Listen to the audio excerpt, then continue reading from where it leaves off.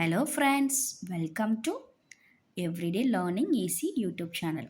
So நான் already ஸ்வர் எப்படி உச்சரிக்கிறது, ஸ்வரில் எத்தனை லெட்டர்ஸ் வருது அப்படின்னு போட்டிருந்தேன். இன்னைக்கு மெய்யெழுத்துக்கள், அதாவது வியஞ்சன். ஸோ வியஞ்சனில் எழுத்துக்கள் என்னென்ன வரும், எப்படி உச்சரிக்கணும் அப்படின்றத பார்க்கலாம். நம்ம தமிழில் கான்றது ஒரே ஒரு கா தான் யூஸ் பண்ணுவோம். அதாவது கார்த்தி அப்படின்னாலும் ஒரே கா தான், கங்கா, காயத்ரி அப்படின்னாலும் அந்த கா தான் யூஸ் பண்ணுவோம். ஆனால் ஹிந்தியில் 4 கா யூஸ் பண்ணுவாங்க. சா 2 யூஸ் பண்ணுவாங்க. டா 2 4 டா யூஸ் பண்ணுவாங்க. தா வரிசை 4 யூஸ் பண்ணுவாங்க. பாலுமே 4 பா யூஸ் பண்ணுவாங்க. நம்ம தமிழில் லா 3 லா யூஸ் பண்ணுவோம். இவங்க ஒரே ஒரு லா தான் யூஸ் பண்ணுவாங்க. அதே மாதிரி நம்ம சரவணன், சசி எல்லாத்துக்குமே சா அதான் யூஸ் பண்ணுவோம். ஆனால் இவங்க ஷா 2 3 ஷா யூஸ் பண்ணுவாங்க. ஸோ டீட்டெயிலாக பார்க்கலாம் வாங்க. ஃபஸ்ட்டு கா வரிசை, அதாவது கா 4 கா வரும். ஃபஸ்ட்டு கா நார்மலாக கா, அதாவது ஃபஸ்ட்டு கா நார்மல் நம்ம தமிழில் உச்சரிக்கிற மாதிரி கா.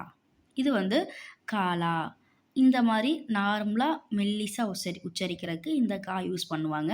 ஸோ ரெண்டாவது கா கானா, அதாவது ஃபஸ்ட்டு காவுக்கும் ரெண்டாவது காவுக்கும் என்ன வித்தியாசம்னா அந்த இக்கு சேர்த்து உச்சரிக்கணும் கா, அதாவது கானா. கானானா சாப்பாடு. ஸோ அதுக்கப்புறம் மூணாவது கங்கா, அதாவது கங்கா, காயத்ரி, கௌரி இந்த மாதிரி லெட்டர்ஸ்க்கு இந்த மூணாவது கா யூஸ் பண்ணுவாங்க, அதாவது கா. ஸோ மூணாவதுக்கும் நாலாவதுக்கும் என்ன வித்தியாசம்னா மூணாவது கா விட நாலாவது கா கொஞ்சம் அழுத்தமாக உச்சரிக்கணும் கா. அதாவது இந்த கா நம்ம வீட்டில் கடிகாரம் வச்சுருப்போம். அந்த கடிகாரத்துக்கு கடி அப்படின்னு சொல்லுவாங்க. ஸோ ஃபஸ்ட்டு கா நார்மலாக கா, ரெண்டாவது கா, அதாவது கானா, மூணாவது கா, நாலாவது கா. ஸோ அது அடுத்த லெட்டர் ஞ. இந்த எழுத்தை அதிகமாக யூஸ் பண்ண மாட்டாங்க. ஸோ அடுத்த வரிசை சா வரிசை, அதாவது சா. சலோ சலோ போ போ அப்படின்றதுக்கு இந்த சலோ யூஸ் பண்ணுவாங்க. அடுத்து ச, அதாவது இது சாக்கு முன்னாடி ஒரு இச்சு சேர்த்துக்கிறணும், சா. ஸோ அடுத்து சா சா. இந்த அவங்க அச்சா அப்படின்னு சொல்கிறதுக்கு இந்த சா யூஸ் பண்ணுவாங்க. அடுத்து ஜா, அதாவது ஜாவோ. ஜாவோன்னா போன்னு அர்த்தம், ஜாயியே போங்கன்னு அர்த்தம். இந்த ஜா யூஸ் பண்ணுவாங்க. அடுத்து ஜா, அந்த சாவோட கொஞ்சம் அழுத்தமாக ஜா ஜா அப்படின்னு உச்சரிக்கணும். அடுத்து ஞ, இந்த அழுத்தை அதிகமாக யூஸ் பண்ண மாட்டாங்க. ஸோ அடுத்து டா, அதாவது நார்மலாக மெதுவாக உச்சரிக்கிறது டா. ஸோ அடுத்து ஒரு இட்டு சேர்த்து டா அப்படின்னு உச்சரிக்கணும். அடுத்த லெட்ரு டா. ஸோ அதுக்கு அடுத்த லெட்ரு டா. ஸோ இது 3 சொல்லி நா. ஸோ அடுத்தது தா வரிசை. தா வரிசையிலுமே 4 தா இருக்கும். ஃபஸ்ட்டு தா நார்மலாக நம்ம தமிழுக்கு யூஸ் பண்ணுற மாதிரி தா. ரெண்டாவது தா அந்த தாவுக்கு முன்னாடி ஒரு இத்து தா தா அப்படின்னு வச்சுக்கணும். மூணாவது தா தா, அதாவது கொஞ்சம் அழுத்தமாக தா. ஸோ நாலாவது தா தா, அந்த இதை விட கொஞ்சம் அழுத்தமாக யூஸ் பண்ணணும். ஸோ மேலே 3 சொல்லி நா மாதிரி, இது 2 சொல்லி நா. ஸோ நம்ம இந்த நாய்க்குட்டிக்கு இந்த நா தான் போடுவோம். நம்ம நா அந்த 2 சொல்லி நாவுக்கு இதான் போடுவோம். இதில் ஒரே நா தான், 2 சொல்லி நா தான் யூஸ் பண்ணுவாங்க. ஸோ அடுத்தது பா வரிசை, அதாவது பா. இந்த பா நார்மலாக பரிமளா இந்த மாதிரி பேர்களுக்கு ஃபஸ்ட்டு வர பா. ரெண்டாவது ஃபா, அதாவது அது கூட ஒரு இப்பு சேர்த்து ஃபா அப்படி யூஸ் பண்ணணும். அடுத்து பா. ஸோ அதுக்கு அடுத்தது பா, அதாவது அதை விட கொஞ்சம் அழுத்தமாக. அடுத்து மா, அதாவது நம்ம தமிழில் யூஸ் பண்ணுற மாதிரி மா. அடுத்து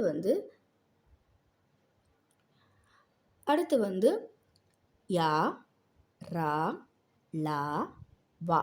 அதாவது இந்த நம்ம யா, ரா, ரா 2 ராக்குமே ஒரே ரா தான் போடுவாங்க. லாக்கு நம்ம தமிழில் 3 லா யூஸ் பண்ணுவோம். இவங்க ஒரு லா தான் யூஸ் பண்ணுவாங்க. அடுத்து வா. இப்போ அடுத்து இது 21 ஷா அப்படின்னு சொல்லுவாங்க. அதாவது ஷா ஷா அப்படின்றக்கு 21 ஷான்னு சொல்லுவாங்க. இது அதோட கொஞ்சம் அழுத்தமாக ஷா அப்படி உச்சரிக்கணும். இது சா, அதாவது சா நார்மலாக சரவணன், சரண்யா, இந்த மாதிரி நார்மலாக நம்ம உச்சரிக்கிறதுக்கு சாவுக்கு இது யூஸ் பண்ணுவாங்க. அடுத்த லெட்ரு வந்து ஹா. அதாவது ஹா வாயை திறந்து உச்சரிக்கணும், அந்த மாதிரி வரும். இப்போ அடுத்து வந்து இதில் மொத்தம் வந்து ஸ்வர் அப்படின்றத வந்து ஸ்வரில் வந்து 11 எழுத்துக்கள் இருக்கும். வியஞ்சனில் 33 எழுத்துக்கள் இருக்கும். அதாவது இக்ஷ, இத்ர, இஷ்ர, இஞ இந்த 4 எழுத்துக்களும் கூட்டு எழுத்துக்கள் அப்படின்னு சொல்லுவாங்க. கூட்டு எழுத்துக்கள் வந்து இதில் கணக்கில் வராது. அதாவது இக்கு ப்ளஸ் ஷ இக்ஷ, இத்து ப்ளஸ் ர இத்ர, இஸ் ப்ளஸ் ர இஷ்ர, இஞ இந்த மாதிரி 4 எழுத்துக்களும் கூட்டு எழுத்துக்கள். மற்ற எழுத்துக்களை கவுண்ட் பண்ணால் மொத்தம் 33 எழுத்துக்கள் வரும்.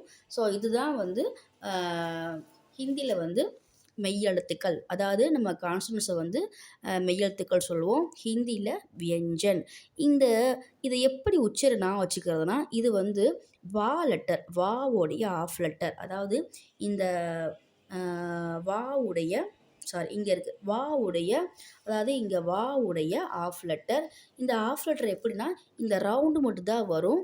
அப்போ இது வந்து இவ்வு மேலே ஒரு புள்ளி, அது இன்னு, இது வந்து விய இன். அதாவது இந்த புள்ளின்றது இந்த 2 எழுத்துக்கு அப்புறம் தான் உச்சரிக்கணும். வியஞ்சன் அதாவது மெய்யெழுத்துக்கள். வியஞ்சன் அப்படின்னா மெய்யெழுத்துக்கள், அதாவது கான்சனன்ட்ஸ். அதாவது கால 4 கா இருக்குது.